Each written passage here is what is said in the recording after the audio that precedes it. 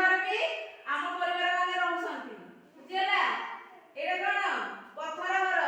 ଆଗରୁ ପଥର ଘର ଥିଲା, ଏବେ ପଥର ଘର ଆଉ ନାହିଁ, ସବୁ ଇଟା ଘର ହେଇଗଲାଣି। ଏଇଟା ଦେଖ, ଏଇଟା କଣ ଏଇଟା କଣ ଆଧୁନିକ ଘର।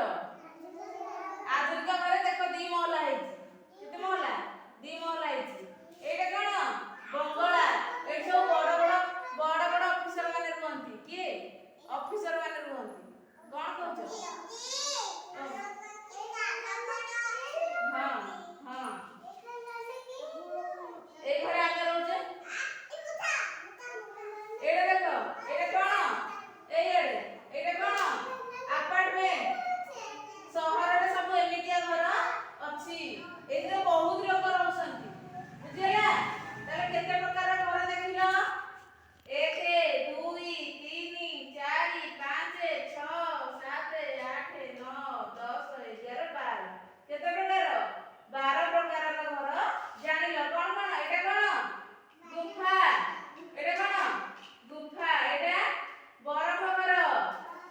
ଏଇଟା ଚାଳ ଘର। ଏଇଠି କିଏ ରହୁଛି? ଏ ଚାଳ ଘରେ କିଏ ରହୁଛି? ଆମେମାନେ।